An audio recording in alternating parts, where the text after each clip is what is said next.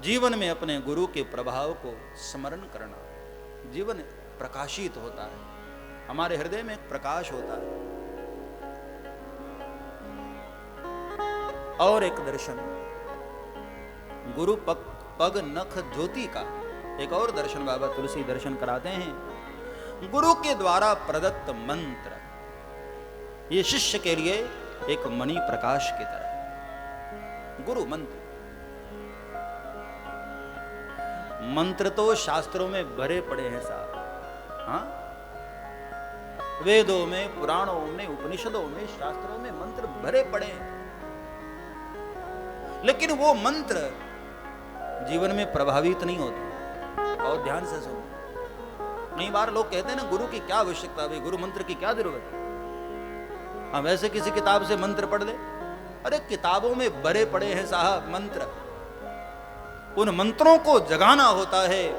जो कोई महापुरुष मंत्र को जाप करते करते करते करते मंत्र को सिद्ध कर लिया हो और अपने जीवन में शुभ आचरण रखता हो, ऐसे किसी महापुरुष से प्रदत्त वह मंत्र साधक जब जपता है तो उसके जीवन में गुरु मंत्र का एक प्रकाश होता है।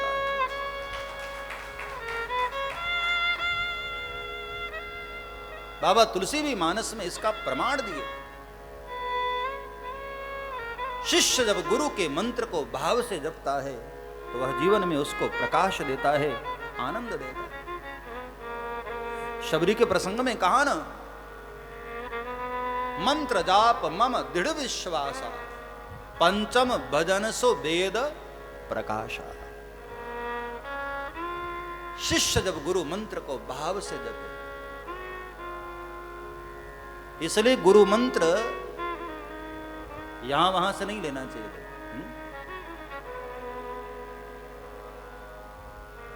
ऐसे महापुरुष से मंत्र लेना चाहिए जिसने मंत्र को जप करके सिद्ध किया। किसी मंत्र सिद्ध महात्मा से मंत्र प्राप्त किया जाए, किसी ऐसे संत से प्राप्त किया जाए, वह मंत्र साधक के लिए प्रभावशील होता है, प्रकाशशील होता है। वो कथा आपने सुनी होगी। एक बार कुछ चोर चोरी करते भाग रहे थे और सैनिक उनके पीछे लग गए। पुरानी घटना, बाबा तुलसी के जमाने की। और वो चोर भागते भागते बाबा तुलसी की कुटिया में आए। बाबा मेरी रक्षा करो, मुझे बचा लो महाराज।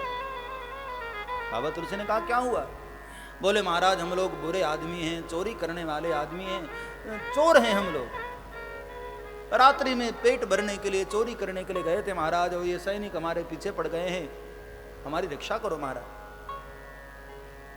बाबा तुलसी ने कहा ठीक है, यहाँ पीछे छुप जा। चोरों ने कहा महाराज छुप तो जाएंगे, लेकिन पुलिस वाले आएंगे तब। बोले तब क्या, मुझे यदि पूछे तो मैं बता दूंगा कि यहाँ छुपा। अरे बोले महाराज आप और मरवाने के लिए मुझे घूम रहे हो? मुझे कोई ऐसा उपाय बताओ महाराज, हम इन सैनिकों से पीछा हमारा छूट जाए। बाबा तुलसी ने कहा तो एक काम करो, सरजू के उस पार भाग जाओ। बोले महाराज अब रात्रि का समय, कोई नाविक भी नहीं मिलेगा, हम पार जाएं कैसे? तो बाबा तुलसी ने कहा कि पार भेजने की जिम्मेदारी मेरी।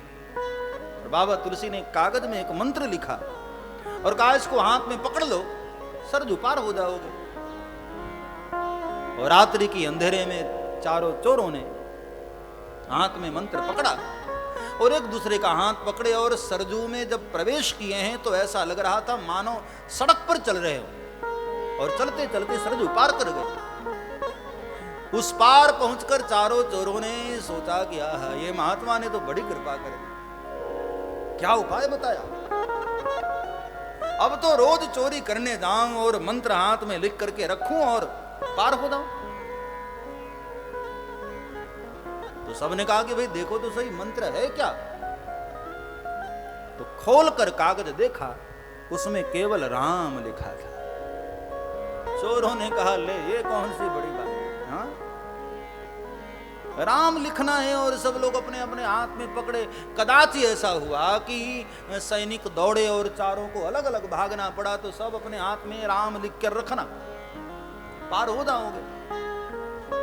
तो सब ने अपने अपने हाथ से राम लिखा और कागज हाथ में लिया।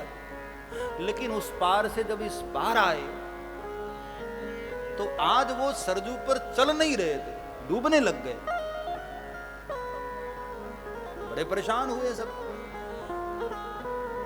दूसरी बार फिर से राम लिखा, तीसरी बार फिर से राम लिखा, लेकिन आज वो राम प्रभाव नहीं कर पा रहा। तो फिर नाव से बैठकर सब चोर बाबा तुलसी के पास आए और कहा, बाबा एक बात बताओ, आपने राम लिख कर दिया और हम लोग पार हो गए, और हम लोग राम अपने हाथ से लिखे तो महाराज डूबेते जा रहे हैं और पार नहीं हो पा रहे, ये राज क्या है? हमने भी वही रखा, आपने भी वही रखा, शुद्ध कागज शुद्ध लेखनी से हमने राम लिखा, आपने भी राम लिखा था, लेकिन आपके राम ने हमें पार कर दिया और हमारा राम जो है वो हमको डुबा रहा है। बाबा तुलसी ने मुस्कुराकर बड़ी अच्छी बात कही कि भाई सीधी सी बात है, मैंने जो लिख कर दिया वो एक साधु का राम था और तुमने जो लिखा वो एक चोर का राम है। चोर का राम कभी पार नहीं कर सकता। कोई मंत्र सिद्ध महात्मा से मंत्र प्राप्त किया जाए तो उस मंत्र का जीवन में एक प्रकाश हो।